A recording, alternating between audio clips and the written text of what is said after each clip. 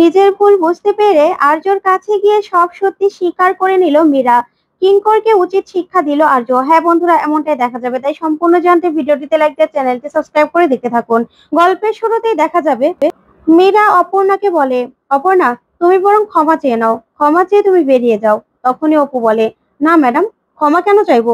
যে অন্যায়টা আমি করিনি সেটার জন্য আমি কোনোদিনও ক্ষমা চাইবো না। তখন এই কথা শুনে অবাক হয়ে যায় মীরা। ওইদিকে দেখা যাবে অপর্ণাদের বাড়িতে পুলিশ যায়। তখনই পাড়াতে পুলিশের গাড়ি দেখেই পাড়ার লোকজন সবাই বলে, কি ব্যাপার, এখানে আপনারা কেন, পুলিশকে ডাকলো? তখনই পুলিশ অফিসাররা বলে, দেখুন এখানে চুরির জন্য আমরা এসেছি, একটা চুরির মামলা হয়েছে। তখনই সেই এলাকার লোকজন বলে, চুরি? এদিকে তো কারো চুরি হয়নি। তাহলে? তখন পুলিশ অফিসার বলে, আচ্ছা অপর্ণা বসুর বাড়ি কোথায়? সিংহরায় কোম্পানি থেকে টাকা চুরি গেছে, সেখানেই যাচ্ছি আমরা। তারপরে লোকজন বলে, আপনাদের মনে হয় কোথাও ভুল হচ্ছে, কারণ আমাদের অপু এরকম হতেই পারে না, আমাদের অপুকে আমরা ছোটবেলা থেকে দেখছি, ও অনেক ভালো মেয়ে, আপনারা ভুল করছেন। তখন পুলিশ অফিসার বলে, দেখুন আমরা বাড়িতে গেলেই তো বুঝতে পারবো বাড়িটা কোথায়, আপনারা দেখিয়ে দেবেন। তখনই অপুদের বাড়ি দেখিয়ে দেয় সবাই। ওইদিকে অপুর মা বলে, কি ব্যাপার আপনারা এখানে? তখন পুলিশ বলে, হ্যাঁ ম্যাম, আপনাদের বাড়িটা সার্চ করতে হবে, সিংহরায় কোম্পানি থেকে অনেকগুলো টাকা চুরি গেছে। তখনই অপুর মা বলে, না না, ঘর আমি এখন মাত্র পরিষ্কার করলাম, আপনাদের আমি ভিতরে ঢুকতে দেবো না। বলে হলো নাকি যে আপনারা ভিতরে ঢুকবেন? ওইদিকে অপুর বাবা চলে আসে, আর সেই বলে, এ কি পুলিশ অফিসার এখানে, কি হয়েছে? তখনই পুলিশ অফিসার বলে, দেখুন আমাদের কাছে খবর আছে যে এই বাড়িতে আপনার মেয়ে টাকা এনে রেখেছে, সিংহরায় কোম্পানি থেকে অনেকগুলো টাকা চুরি গেছে। তখন অপুর বাবা বলে, দেখুন আপনাদের কোথাও ভুল হচ্ছে, আমাদের বাড়িতে কোনো টাকা নেই, আর আমার মেয়েও না এরকম মানুষ নয়। তখনই সেই এলাকার লোকজনদের বলে, বলো না তোমরা বলো। তখন সবাই বলে, আমরা বলেছি তো, আমাদের অপু এরকম মেয়েই নয়। তখন পুলিশ অফিসার বলে, দেখুন আমাদেরকে বাড়িটা সার্চ করতে দিন, না হলে কিন্তু আমাদের সন্দেহটা আরো বেড়ে যাবে। তখন অপুর মা কিছুতেই রাজি হয় না। ওইদিকে অপুর বাবা বলে, আচ্ছা ঠিক আছে, তুমি না আর আটকেও না সুমি, ওনাদের কাজ ওনাদের করতে দাও, তারপরে না পাওয়া গেলেই তো শান্তি হবে, তাই তো? তখনই পুলিশ অফিসাররা ভিতরে ঢুকে ঘর তন্ন তন্ন করে সব জায়গা খুঁজতে থাকে। ওইদিকে অপুর মা তাদের কাণ্ড দেখে কাঁদতে থাকে। তখনই রুম্পা বলে, না না, এটা অপুকে জানাতেই হবে।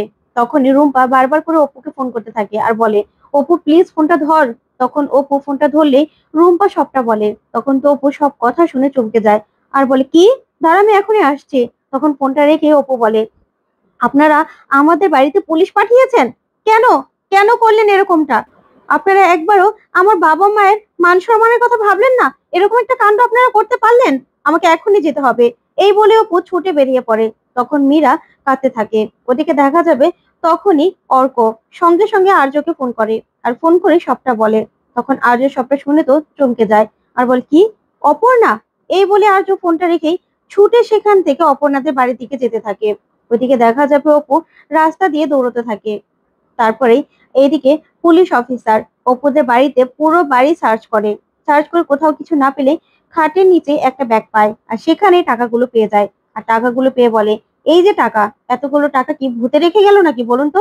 তখন অপুর বাবা বলে, বিশ্বাস করুন আমার মেয়ে এরকম কাজ করেনি, আমার মেয়ে কখনো এরকম কাজ করতে পারে না, আপনাদের কোথাও ভুল হচ্ছে। তখন অফিসার বলে, এই যে টাকাগুলো আপনি চোখের সামনে দেখতে পাচ্ছেন, এটা কিসের ভুল বলুন তো, কিসের ভুল? এই টাকাগুলো এখন আমরা নিয়ে যাব, তারপরে টাকার নাম্বারগুলো সব মেলাবো, বুঝতে পেরেছেন? আপনারা কিন্তু এখান থেকে কোথাও যাবেন না, যাবেন না কোথাও। তখনই পাড়ার লোকজন সবাই মিলে বলে, শেষে কিনা অপুদের ঘর থেকে টাকা পাওয়া গেল, তাহলে কি আমাদের অপুই চোর? কি করে হতে পারে? না না, অপু এরকম হতেই পারে না। তখন অফিসার বলে, দেখুন এই যে টাকাগুলো পাওয়া গেছে, এই টাকাগুলো তাহলে কোথা থেকে আসলো?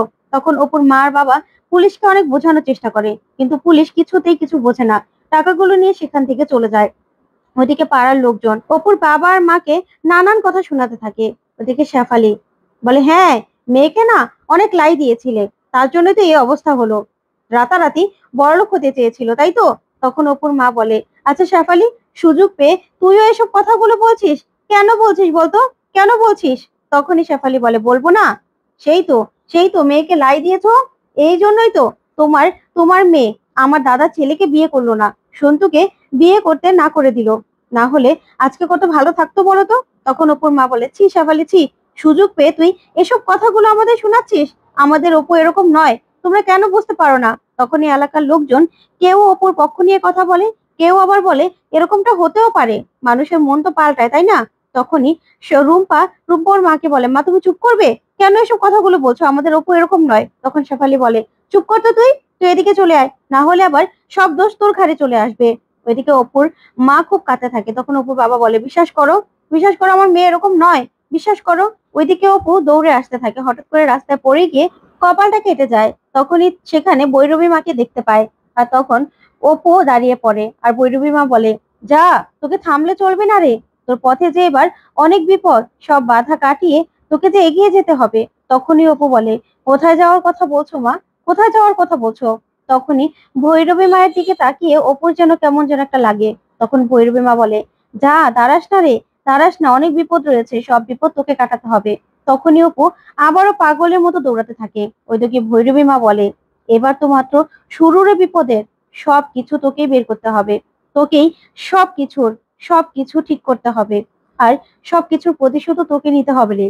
এবার তো শুধু জট পাকানোটা শুরু হয়েছে, এবার জট আস্তে আস্তে খুলতে হবে তোকে।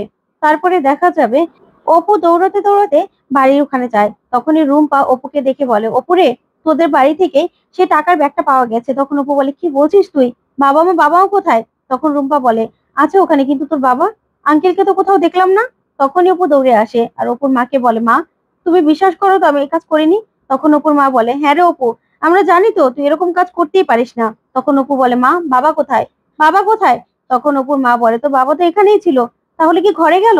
তখনই অপু দৌড়ে নিজেদের ঘরে যেতে থাকে। ওইদিকে দেখা যাবে মীরা কাঁদতে থাকে আর বলে, না না, আমি এরকম কাজ কখনো করতে চাইনি। তখন কিঙ্কর বলে, আহ মীরা ম্যাডাম, কেন এরকম অস্থির হচ্ছ, চুপ করো, শান্ত হও। তখন মীরা বলে, না, আমি কিছুতেই শান্ত হতে পারছি না, কারণ অপর্ণা তো নির্দোষ, অপর্ণা তো কিছু করেনি, আর অপর্ণাদের বাড়িতে পুলিশ পাঠানোটা একদম ঠিক হয়নি।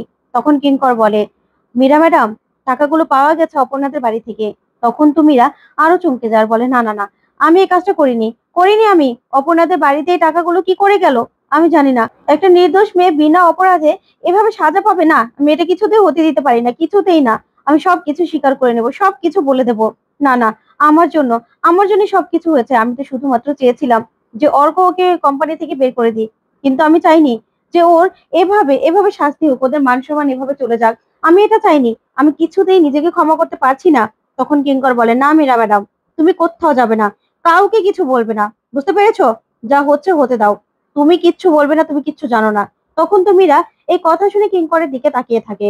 ওইদিকে অপুর বাবা নিজেদের ঘরে এসে লোকজনের কথাগুলো ভাবতে থাকে, আর খুব কষ্ট পেয়ে ফ্যানের সঙ্গে নিজে ফাঁসি দিতে যায়। তারপরে দেখা যাবে অপু সেখানে চলে আসে, আর এসে দরজা ধাক্কা দিলে যখন ওর বাবা দরজা না খোলে, তখন এই জানালা দিয়ে দেখে যে ওর বাবা ফ্যানের সঙ্গে ঝুলে যাচ্ছে। তখনই অপু চিৎকার করে ওঠে আর দরজা খোলার চেষ্টা করতে থাকে। তখন অপুর মা সেখানে আসে, এসে বলে, অপু কি হয়েছে? তারপরে আর্য সেখানে চলে আসে আর দরজা ভেঙে সঙ্গে সঙ্গে অপুর বাবাকে এই অবস্থায় দেখে সঙ্গে সঙ্গে ফ্যানের থেকে নামিয়ে ফেলে আর বলে, না না, ওনাকে নিয়ে এখনই হসপিটালে যেতে হবে, চলুন সবাই।